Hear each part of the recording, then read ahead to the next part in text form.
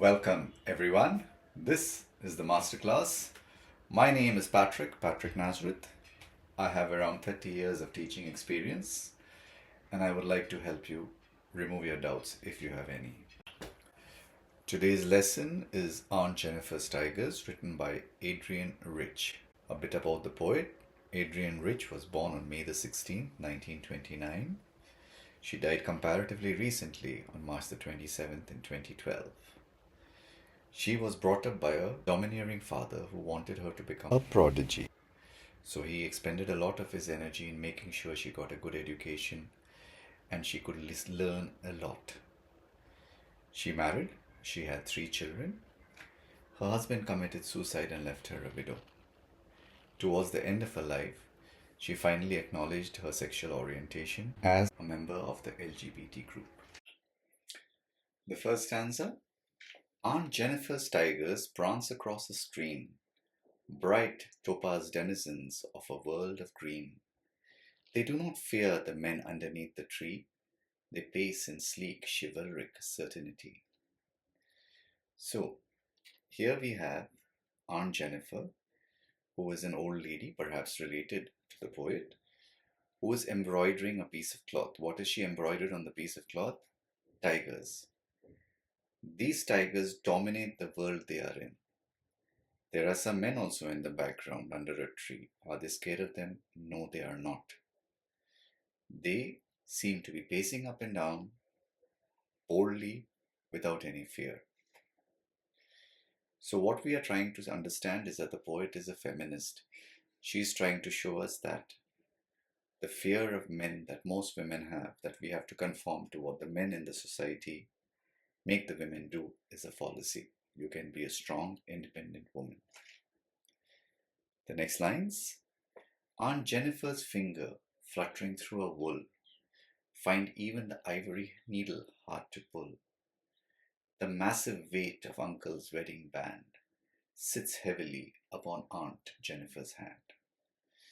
So, the aunt is embroidering, but she is finding it difficult. Maybe she is old. Maybe she is finding it tiring. But what the poet is trying to tell us is the actual reason is because of the weight of the wedding band of her husband. The poet is trying to point out that the aunt has gone through a difficult marriage where she had to conform to everything her husband wanted her to do.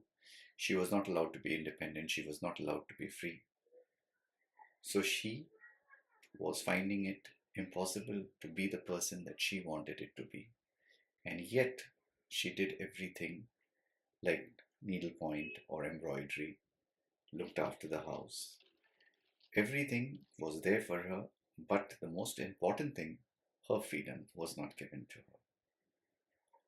When aunt is dead, her terrified hands will lie, still ringed with ordeals she was mastered by. The tigers in the panel that she made will go on prancing, proud and unafraid. So the poet tells us that in the fullness of time her aunt will die.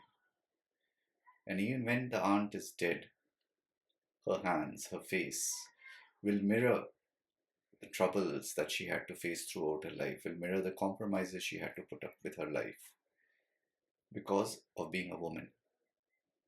But her art, the tigers that she has made, will live on and they will simply go on prancing. They will simply be full of life and unafraid of anything. Unlike the aunt who lived and died under the weight of a society that forced her to be a woman and not allowed her any freedom at all. What are the themes that run through this poem then? We look at the gender roles in a patriarchal society. The woman must always be lesser than the man. Why is that so, the poet wants us to ask. Why is the woman lesser than a man? Why not equal to? Why not even better than a man? And she uses the needlepoint, uses the embroidery to point out that the freedom of mind is given to all women, even if the freedom of body is not given to them. They might not be able to do whatever they want to do, but their mind is free and it allows them to think of what they are going through. It allows them to understand the suffering that they have to bear. It allows them to understand the compromises that they have to do, and how artistic expression. So what the aunt has done is she has created a drawing, she has created an embroidery that will live on after her, that is in direct contrast to her. She is terrified, the tigers are unafraid. The poet here is trying to make the argument that women and men should be considered equal and that no women must put up with being ruled by men, and society should be more equal. Don't forget to like, subscribe, or share. There might be other people out there who might need our help. Thank you for watching.